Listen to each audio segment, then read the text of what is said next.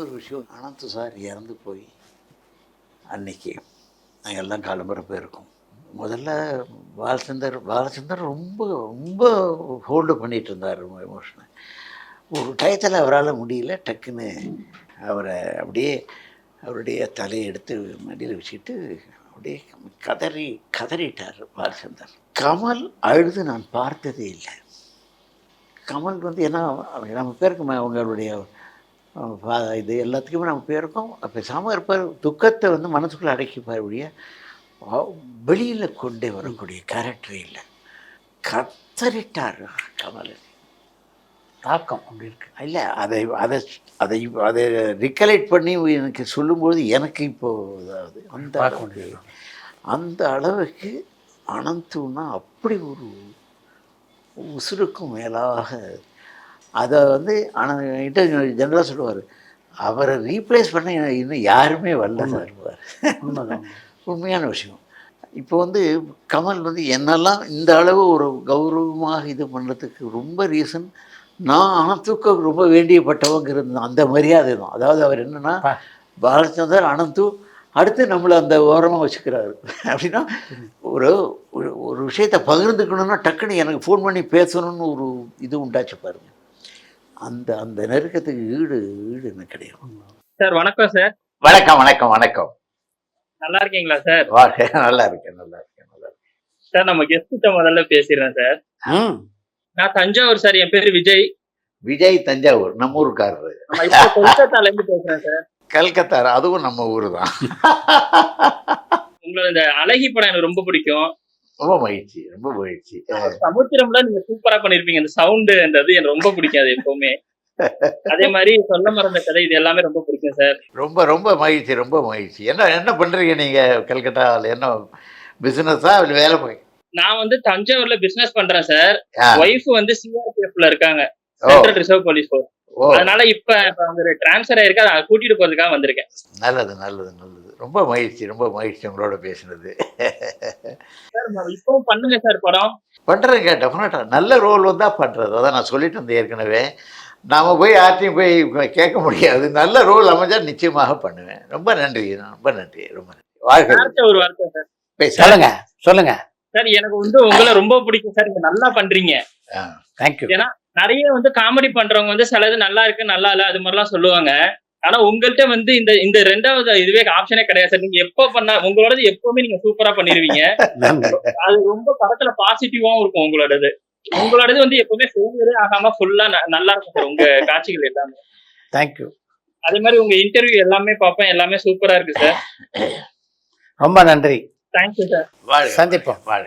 Director மணிரத்னத்தை பொறுத்த வரைக்கும் ஒரு பக்கம் அவருக்கு நீங்க தயாரிப்பாளர் ரோஜால, இன்னொரு பக்கம் அவர் படத்துல நடிகர். ரெண்டு கோணத்துல மணிரத்னம் எப்படி இருந்தது? மணிரத்னத்தை வச்சு படம் பண்ணணுங்கிற ஒரு எண்ணம் எனக்கு ஏற்பட்டது. கவிதாலயில் டிஃப்ரெண்ட் டைப் ஆஃப் இது பண்ணிகிட்டே இருக்கும். ரஜினியோட பண்ணார் அந்த படம் சூப்பர் டூப்பர் ஹிட்டு. மம்முட்டி ரஜினியோட பண்ண தளபதி சூப்பர் டூப்பர் ஹிட்டு. நான் இப்படி பார்த்துக்கிட்டே இருப்பேன், அடுத்தது எதை பண்ணி நாம் இது பண்ணலான்னுட்டு. மணியை வச்சு படம் பண்ணிட்டு தீர்மானம் பண்ணியாச்சு. பாலச்சந்திரட்ட சார் நம்ம மணியை வச்சு அடுத்த ஒரு படம் பண்ணலாம் அப்படி.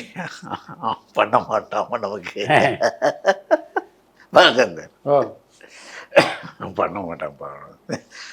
என்ன பண்ண மாட்டான்னு சொல்லி இல்லைப்பா, நான் மணிரத்னம் என்னை பார்க்குறதுக்கு வந்துகிட்டே இருக்கும்போதெல்லாம் நான் நிறைய அவாய்ட் பண்ணியிருக்கேன். கலாகேந்திராவில் இப்போ இதை வச்சுட்டு இருப்பார், என்னை மீட் பண்ணணுன்னு இருப்பார்.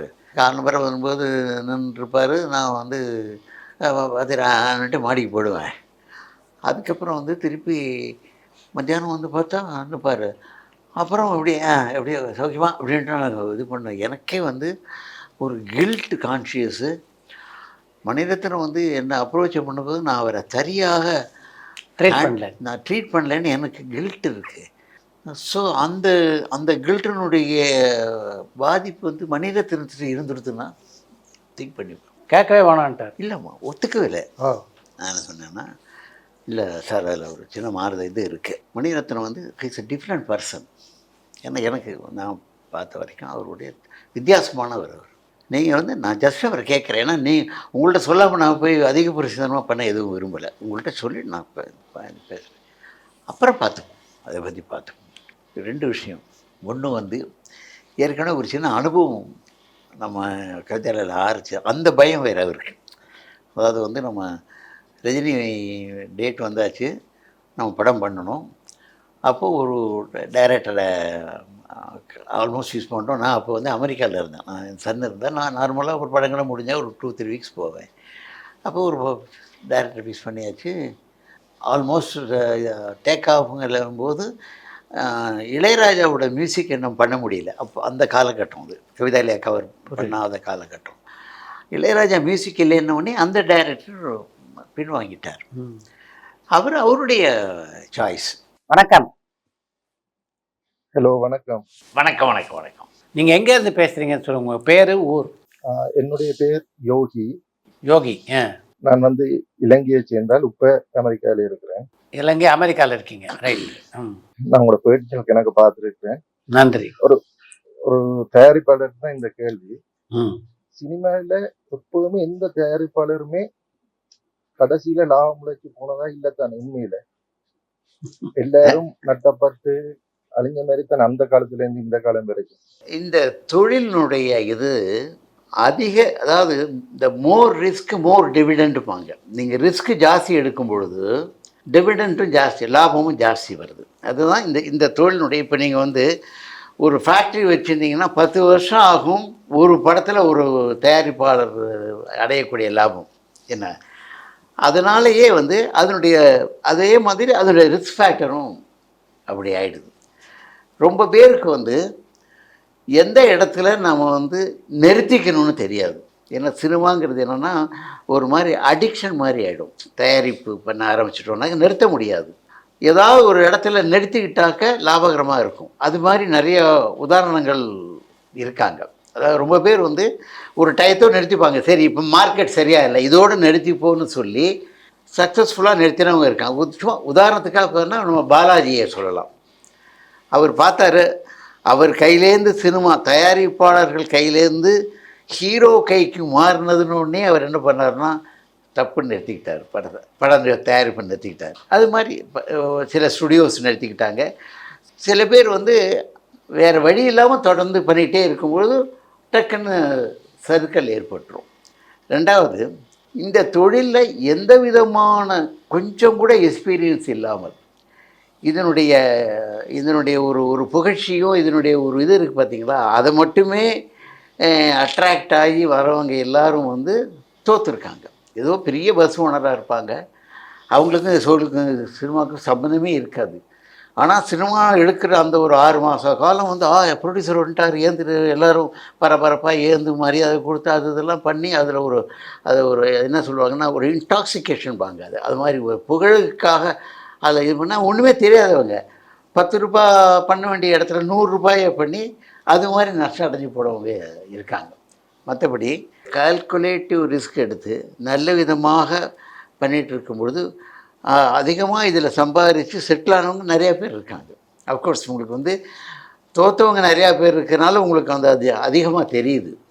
ஏன்னா இது நல்ல தொழில், பட் வந்து அதனுடைய இது மாறிடுச்சு. இப்போது இந்த தொழில் முறையும் மாறிடுச்சு. அதனால் அப்படி இருக்குது. எனவே நீங்கள் நல்லா அனலைஸ் பண்ணியிருக்கீங்க. தயாரிப்பாளருக்கு வந்து இவ்வளோ தூரம் நீங்கள் ஒரு அனுதாபமாக பார்க்குறீங்களே, அது வந்து நிச்சயமாக நீங்கள் சொல்கிறது உண்மைதான். முதல்ல ஒரு 5-6 படம் மெகா ஹிட் கொடுப்பாங்க, புறா அப்படியே ஃப்ளப் ஆகி கொண்டு போய் கெனவேரச்சன் ஓஸ்கார், ரவிச்சந்திரன், கேடி குஞ்சுமோகன், சிவசக்தி பாண்டியன் எல்லாம் அருமையாக கொடுத்தாங்க. பிறகு அட்ரஸ் இல்லாமல் போயிட்டாங்க. இல்லை, அதுக்கு இதான் ரீசன். இப்போ ஒரு உதாரணத்துக்கு கொஞ்சம் நீங்கள் சொன்னவங்களே ஏதாவது ஒரு வெற்றி படத்தோடு நிறுத்தி இருந்தாங்கன்னு வச்சுங்களேன், அப்படியே அவங்களுக்கு அவங்க சம்பாதிச்சதும் அப்படியே நின்று இருக்கும். அதனால் நிறுத்த முடியாது. எல்லோரும் நான் உள்பட சொல்கிறேன். அதில் அஃப்கோர்ஸ் நான் ஒரு டயத்தில் நிறுத்திக்கிட்டேன்னு வச்சுங்களேன். நான் வந்து உங்களுடைய அந்த 2வது லிஸ்ட்டில் வந்துட்டேன். ஒரு கேள்வி, இப்போ சங்கமம் என்ற படத்தை இப்போ நான் விமர்சன ரீதியாக பார்த்தேன். அதில் எல்லாருமே கூடாமத்தான் சொல்லியிருந்தாங்க விமர்சன ரீதியாக. ஆமாம், அதாவது அந்த குமுதம் ஆனந்த விகடன் எல்லாம் சங்கமம் படம் கடைசி பாட்டுலாம் படமே தொடங்குது 10 நிமிஷத்துல படம் முடியுதுன்னு சொல்லியிருந்தாங்க. ஆ, அப்ப இவ்வளவு எக்ஸ்பீரியன்ஸான நீங்க அந்த படத்தை எங்க விட்டீங்க? அதை எடுக்காமலே விட்டுருக்கலாமே. இல்லை இல்லை, அதாவது வந்து அதான் சொல்கிறேனே, ஜட்ஜ்மெண்ட் இருக்கு இல்லைங்களா. அதாவது நாம் ஒரு கதையை எடுத்து இப்படி பண்ணால் இது ஜெயிக்குன்னுட்டு ஒரு முடிவுக்கு வரோம். அதுக்கு ஒரு 10 பேர் ஆதரவு கிடைச்சிருது. அதை வந்து அப்படியே இது பண்ணி எடுத்துடுறோம்.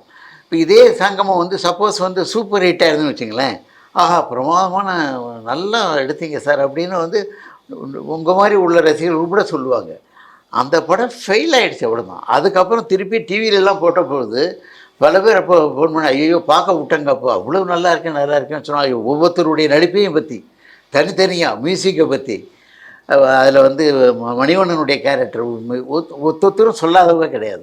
அது வந்து அதாவது ஒரு மனிதருக்கு இந்த ஜாதக சொல்லுவாங்க இல்லையா சார், அது மாதிரி படங்களுக்கும் இருக்கும் பொழுது. அதனால் ஒரு படம் ஜெயிக்குது, ஒரு படம் தோக்குது. ரொம்ப மகிழ்ச்சி, நீங்கள் இவ்வளோ தூரம் அனலைஸ் பண்ணதுக்கு ரொம்ப மகிழ்ச்சி. சித்ராதரோட ஒரு கேள்வி என்ன, உங்களோட இந்த சாய் வித் சித்ரா உண்மையில இந்த ஸ்டேஜுக்கு உங்களை விட ஒரு சூட்டபுளானால் இல்லை. ஏனென்றா உங்களுடைய வேலை செய்த இதை வந்து நான் வந்து கைதட்டி அவதான் ஆமோதிக்கிறேன். அந்த தொடக்கம் வந்து இருக்கும். உங்களுக்கு பிறகு இப்படி கேள்விகள் கேட்கிற மாதிரி இருக்காது. ஏனென்றா அண்டு தொட்டு இன்று வரை வேலை செய்தாங்க. இப்ப அந்த பேட்டி உடுக்க அவர் சொல்லுவார், இப்படி ஒரு ஆள் இருந்தவர் நீங்க சொல்றீங்களோ அவர் இங்க பிறந்தவர் வளர்ந்தவர், அந்த அளவுக்கு இருக்கீங்க. அடுத்தது ஆனா நீங்க அந்த கேட்பீங்க முதல் கேள்வி வேறங்க, ஒரு மாஸ்டர் கிளாஸ் இந்த சினிமா ஆசை உங்களுக்கு எங்க வந்துச்சு? பேட்டி தொடங்கி முதலாவது நீங்க கேட்கிற கேள்வி சினிமா ஆசை எங்க வந்துச்சு? அது ஒரு கேள்விதான். அதுலயே ஒரு கொஞ்ச நேரம் ஓடிடுவான், இருந்து வளர்ந்தது அது இது ஓடும். அது ஒரு நல்ல கேள்வி. அந்த பேட்டிக்கு அடுத்தது எனக்கு தெரியல, உங்களுக்கு பிறகு நீங்க யாரை வச்சிருக்கிறீங்க இந்த நிகழ்ச்சியில, அது சூப்பர். அத சாய் சித்ராவை அடிக்கவே இல்லை. ரொம்ப நன்றி, சந்திப்போம். வாழ்க வாழ்க வாழ்க. தேங்க்யூ. மனைவி வீட்டுக்கு போனேன். நான் சொன்னேன் இல்லையா, அதாவது அந்த பண்ண முடியாத அந்த படத்தினுடைய டைரக்டர் என்ன பண்ணிட்டாங்கன்னா, பல பேர்கிட்ட வந்து பாலச்சந்திரன் சார் என்ன பண்ணணும்னு சொன்னார், நான் பண்ண மாட்டேன்னு சொல்லிட்டார். அது இவருக்கு ஒரு பெரிய இதாகிடுச்சு. இப்போ அது மாதிரி எதாவது ஆகிப்போச்சுன்னா ஒம்பு இல்லை அப்படின்னு இவருக்கு ஒரு உள்ளுக்குள்ளே இருந்தேன். நான் சொன்னேன், இது எல்லாத்துக்கும் நான் ஆன்சர் சொல்ல. நம்பர் 1, நான் போய் மீட் பண்ணுறேன். அவர் முடிஞ்சால் பண்ண போகிறாரு, இல்லை அடுத்து அவர் ஜிவி ஃபிலிம்ஸுக்கோ இல்லை எங்கேயோ கமிட்மெண்ட் இருந்தால் பண்ண முடியாது. பண்ண முடியலேனால் கவிதாலயா பாலச்சந்தர் கேட்டார், நான் பண்ண மாட்டேன்னு சொல்லிட்டேன்னு ஒரு வார்த்தை மணி பேச மாட்டார். உண்மை. என்ன உங்களுக்கு அதான் தானே பயம் உங்களுக்கு மெயினாக. உங்களுக்கு 2 பயம். ஒன்று, நாம் சரியாக அவரை ட்ரீட் பண்ணலன்னு பயம். 2வது, இது மாதிரி சொல்லிட்டா நமக்கு என்னப்பா பெரிய மான பிரச்சனை. 2 தானே. அதில் முதல் இதுக்கு வந்து நான் அப்புறம் ஆன்சர் சொல்கிறேன். 2வதுக்கு வந்து அவர் வந்து மணி வந்து அது மாதிரி டைப் இல்லை அப்படின்னு சொன்னோன்னு சரி பார்த்துக்கோ அப்படின்ட்டார். நான் மணி வீட்டுக்கு போகிறேன். 11 o'clock மணி போய் உட்காந்து ஜென்ரலாக பரஸ்பரம் காஃபி சாப்பிடுங்கிறாரு. ஹாசினி வர பேசிட்டு போது, என்னப்பா மணி, கவிதாலயத்துக்கு நீங்கள் ஒரு படம் பண்ணணும், அது எங்கே எதுன்னு ஒன்று, நான் எப்போ ஆஃபீஸுக்கு வரேன்னு கேட்டார். This is next. உடனே வந்து சாயந்தரம் 4 மணிக்கு மீட் பண்ணலான்னு சொன்னேன். பாலச்சந்தர் ஃபோன் பண்ணிட்டு வந்தாங்க, செட் பண்ணிட்டார். நான் உங்கள் ரூம் தெரியும் உங்களுக்கு. நான் இதில் டேபிளில் உட்காந்துருக்கேன். மணி இந்த பக்கம் லெஃப்டில் மணி உட்காந்துருக்காரு. அவர் வந்து உட்காந்துருவாங்க. உள்ளே வந்தோடனே மணி அப்படின்னு தட்டி இது பண்ணிவிட்டு, நான் இவன்ட்ட வேண்டாம்னு சொன்னேன். அருமை. இது மாதிரி 2 மேட்டருப்பா. நீ எவ்வளோ நாள் நீ வந்து கலாகேந்திராவில் வந்திருக்க, உன்னை நான் வந்து பார்த்தும் பார்க்காத மாதிரிலாம் போயிருக்கேன். எனக்கு அது உள்ளுக்குள்ளே ஒரு குற்ற உணர்வு. அப்போ போய் நீ வந்து நம்ம கம்பெனிக்கு ஒரு படம் பண்ணுங்கன்னா எப்படிப்பா, இவன் கேட்க மாட்டேங்கிறான் அப்படி பெரிய விஷயம். அது மணிரத்னத்திட்டே சொன்னார்னா என்ன பெரிய பேசுவார். அருமை. இதே வார்த்தை சொன்னார். மணி வந்து வேண்டான்னு சொன்னேன். இதுதான் காரணம். எனக்கு ஒரு இதுப்பா சொன்னால் வந்து கேட்க மாட்டேன்ட்டான். அதெல்லாம் ரைட்டு. நீ வந்து இப்போ நாளைக்கு உனக்கும் இதே நிலைமை தான். நீ ஒன்றும் பார்க்க 4 பேர் வரும்போது நீயும் அவாய்ட் பண்ண, பட் அதை புரிஞ்சுக்கணும் இல்லையா. நீ பர்சனலாக எடுத்துட்டேன்னா என்ன ஒன்று ஒரு ஐ டு ஐ பார்க்க முடியாத ஒன்று. அருமை அருமை. ஹலோ வணக்கம் சார், சித்ரா சார். 10 லட்சம் பார்வையாளர்களை பெற்றதுக்கு முதல்ல வாழ்த்துக்களை ரொம்ப நன்றி. முருகேசன் சரவணன் பேசுறேன் சார். ரொம்ப சந்தோஷம் சார், ரொம்ப சந்தோஷமா இருக்கு. 10 லட்சம் பேர் வந்து நான் இணைஞ்சிருக்கோங்கிறது வந்து எங்களுக்கு ஒரு ரொம்ப, இது ஒரு பல்கலைக்கழகம் மாதிரி ஆயிடுச்சு சார். நடராஜன் சார் வணக்கம் சார். வணக்கம் வணக்கம் வணக்கம் சார், உங்கள்கிட்ட வந்து இது வந்து ஒரு கோஇன்சிடென்ட்டா என்னன்னு தெரியல. இன்னைக்கு தூங்கிட்டு இருந்தேன், இன்னைக்கு ஒரு மெசேஜ் வந்திருந்தது. அதுல இருந்தே வந்து நான் எப்படியும் இன்னைக்கு பேசிடணும் அப்படின்னு சொல்லி ரொம்ப ஆர்வமா இருந்தேன். ஏன்னா இதுவும் இந்த இப்ப நான் சொல்ல போற கதையும், இப்ப நீங்க சொல்ல மறந்த கதையில நடிச்ச அந்த அப்பா கேரக்டரும் வந்து என்னுடைய ரியல் லைஃப்ல வந்து நடந்த ஒரு ரியலான ஒரு விஷயம். அந்த அதுக்கு நான் வந்து அந்த டைம்ல வந்து நான் வந்து நாளெல்லாம் ரொம்ப கோபத்துல இருந்தேன்னு வச்சுக்கோங்க. அப்பா என்ன இந்த மாதிரி ஒரு மனுஷனா அவரு அப்படின்னு சொல்லி, என்னடா குடும்பத்தையே வந்து உடைச்சாரு அப்படின்னு சொல்லி நான் ரொம்ப ஒரு கோபத்துல அந்த கேரக்டர் மேல இருந்த கோபமே அடங்குறதுக்கு எனக்கு கிட்டத்தட்ட ஒரு 5-6 வருஷம் ஆச்சு. அந்த மாதிரி ஒரு நீங்க ஆனா உண்மையை பார்த்தா என்ன தெரியுமா சார், அந்த கேரக்டர் வந்து நான் பார்க்கும்போது எனக்கு அதுல வந்து ஒரு சுப்பையா சாரும் ஒரு ரங்காராவ் சாரும் தான் தெரிஞ்சாங்க அந்த இடத்துல. அது அந்த இடத்துல வந்து நான் ரியலாவே உங்களை பாராட்டினேன். அது வந்து உங்களுடைய திறமையா இல்ல வந்து உங்களுடைய நடிப்பாங்கிறது 1000 படம் நீங்க நடிச்சிருக்கலாம் சார். எனக்கு இப்ப அப்படியே எனக்கு ரொம்ப இதா இருக்கு, ரொம்ப நர்வஸா இருக்கு. 1000 படம் நீங்க நடிச்சிருக்கலாம், ஆனா அந்த ஒரு படம் உங்க பேரை என்னைக்குமே சொல்லுங்க. ரொம்ப எனக்கு வந்து கிட்டத்தட்ட கண்ணில் தண்ணி வருது எனக்கு வந்து. ஏன்னா அந்த காரணம் என்னன்னா, அந்த டைம்ல வந்து இதே மாதிரி ஒரு சுச்சுவேஷன் எங்க குடும்பத்துல நடக்குது. நானும் ஒய்ஃபும் படம் பாக்குறோம். உட்காந்து படம் பார்க்கும்போது எனக்கு பக்கத்துல உட்காந்து பார்க்கும்போது எனக்கு இவங்க என்ன முடிவு எடுப்பாங்க, அந்த பொண்ணு எடுத்த முடிவை இவங்க எடுப்பாங்களா, இல்ல நான் வந்து அந்த முடிவு நான் வந்து என்ன ஆவேன் அப்படிங்கிற அந்த ஒரு கட்டத்துல போகும்போது அவங்க என்ன பண்றாங்கன்னா, அவங்க வந்து அதுக்கு ஆப்போசிட்டான முடிவு எடுத்தாங்க. எடுத்த பிறகு ஒரு 6 வருஷம் எங்க குடும்பத்துல யாருக்கும் பேச்சு இல்லாம நாங்க 2 பேருமே வந்து தனியா வந்து இருந்து, அதுக்கு பிறகு ஒரு முறை வந்து எல்லாரும் சந்திச்சு கூடி உட்காந்து பேசி, எல்லாம் மனசு விட்டு பேசி, எல்லாரும் அவங்களுடைய தவறுகளை அவங்க சொல்லி புரிஞ்சுக்கிட்டு, அந்த நேரத்துல கூட நீங்க தான் சார் ஞாபகம் வந்தீங்க எனக்கு.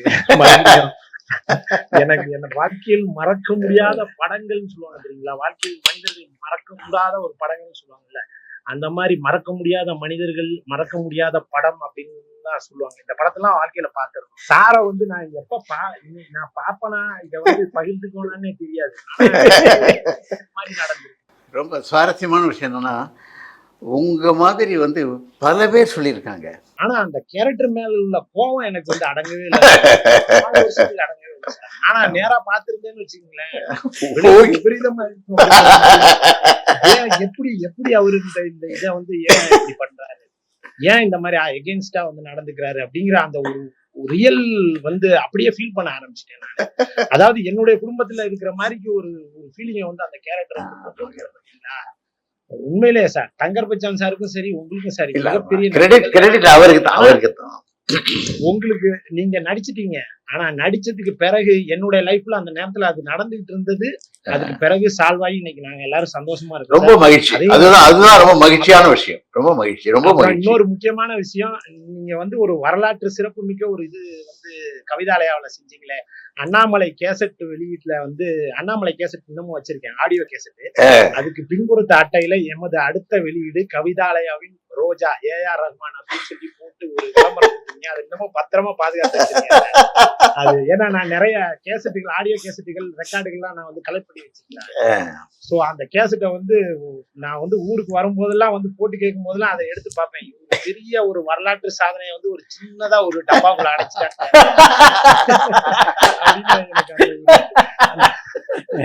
அத இன்னமும் நான் பொக்கிஷமா பாதுகாத்து வரேன் சார். அருமை. இன்னைக்கு ஒரு கோஇன்சிடென்ட் மாதிரி நடந்திருக்கு. சித்ரா சாருக்கு தான் எனக்கு முதல்ல வந்து ரியலா நடந்ததா இல்ல சொல்லி வச்சு நடந்ததா, ரியலா தான் சார். இதை வந்து நான் என்னைக்குமே என் வாழ்நாள்ல மறக்கவே மாட்டேன். நன்றி. நான் உங்க 2 பேத்துக்கு முன்னாடியுமே நான் வந்து இதை வந்து பகிர்ந்துக்க விரும்புறேன். நீங்க இன்னும் மென்மேலும் நல்ல நல்ல கேரக்டரை நடிச்சு நல்ல நல்ல படங்களை கொடுக்கணும்.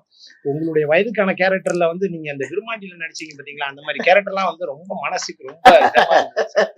அந்த வக்கீல் கேரக்டர்லாம் வந்து ஒரு யதார்த்தமான கேரக்டர். தாடியெல்லாம் கடைசி நேரத்துல ஒரு 2 நாள் ஷேவ் பண்ணாம அந்த ஒரு ரியாலிட்டியை கமல்ஹாசன் கொண்டு வந்திருக்காரு பாரு. அதெல்லாம் வந்து பாராட்டுங்க சார். என்னப்பா நான் சேவிங்கே பண்ணலையாப்பா, நான் எப்ப வரப்போறேன் அப்படின்னு அந்த ஒரு அலட்சியமா கேட்பீங்க பாருங்க. அந்த இதெல்லாம் வந்து ஒரு எங்க அக்கம் பக்கத்துல இருக்க மாதிரிதான் சார். அதாவது கூட இருக்கிறவங்க, பக்கத்துல இருக்கவங்க, பெரியவங்க இருக்கிறவங்க மாதிரிதான் சார் நீங்க வந்து இது நாள் வரைக்கும் இந்த படங்கள்ல எல்லாம் நடிச்சு இப்படி 4 படம் நடிச்சாலும் நறுக்குன்னு நடிச்சிட்டீங்க. 1000 படம் நடிங்க. ஆனா என்ன பொறுத்த வரைக்கும் இல்ல, எல்லாருமே இப்ப நான் பேசி இதுக்கு முன்னாடி பார்த்த வரைக்கும் 4-5 பேருக்கு மேல சொல்லிட்டாங்க. சொல்ல மறந்த கதையே அப்படியே கொண்டு வந்துருவாங்க. சொல்ல மறந்த கதை. ஆனா அந்த சொல்ல மறந்த கதைக்கும் எனக்கும் இருக்கிற கதை வந்து உங்கள்கிட்ட சொல்லிட்டேன். நீங்க ரொம்ப சந்தோஷம் சார். எனக்கு ரொம்ப ரொம்ப சந்தோஷம். மென்மேலும் நீங்க வந்து நல்லபடியா பூரண ஆயுளோட நல்லபடியா சந்தோஷமா இருக்கிறதுக்கு நன்றி சார். தேங்க்யூ. ரொம்ப ரொம்ப சத்யராஜ் அண்ணனை வந்து பேட்டி எடுக்கணும் சார். சத்யராஜ் அண்ணனை பேட்டி எடுக்கணும் சார். நிச்சயமா நிச்சயமா எங்களுக்காக சார். நிச்சயம். எவ்வளவு பேட்டி எடுத்துட்டீங்க, சத்யராஜ் அண்ணனை பேட்டி எடுக்கணும் சார். ரொம்ப நன்றி சார். ரொம்ப நன்றி சார். Thank you sir. இந்த வாய்ப்பை வழங்கி அனைவருக்கும் நன்றி நன்றி. எவ்வளோ பெரிய என்ன பாராட்டு கம்பு. அந்த கேரக்டர் என்னமா இதாகிருக்கு. பெஸ்ட் காம்ப்ளிமெண்ட் கொடுத்தாரு. ஆமாம், ரொம்ப ரொம்ப அழகாக. நிறைய பேர் இது மாதிரி காலம் வர ஒரு நாளைக்கு சுகாசினி ஃபோன் பண்ணுறான். சார் ஒரு விஷயம் சார், என்னமான்னு. நீங்கள் தான் உங்களுடைய ரோஜா திரைப்படத்தில் ஏஆர் ரஹ்மானை அறிமுகப்படுத்தினீங்க. ஆமாம். கடைசியாக ரஹ்மானை எப்போ சந்திச்சிங்க? ரஹ்மானை இப்போது சமீபத்தில் அவனுடைய ஷோ, அவனுடைய ரஹ்மான் ஷோ இருந்தால் he use to send me 2 tickets and VIP car pass. Oh super. அந்த ஷோ போது ரீச் பண்ண முடியல. அப்புறம் மறுநாள் ஃபோனில் பேசி அப்பா வர முடியலப்பா அதுமாரி. ரஹ்மானுடைய இந்த ட்ராவலையும் அவருடைய வளர்ச்சியையும் எப்படி பார்க்குறீங்க? ஒரு படம் ஹிட்டு 2 படம் ஹிட்டுன்னா நம்மளை விட்டால் ஒன்றும் இல்லைன்னுட்டு நீங்கள் மனசுலேயும் நினச்சிக்கிட்டு, மனசில் நினச்சிக்கிறது ஒரு குற்றம், வெளியில் சொல்கிறது 2வது குற்றம்.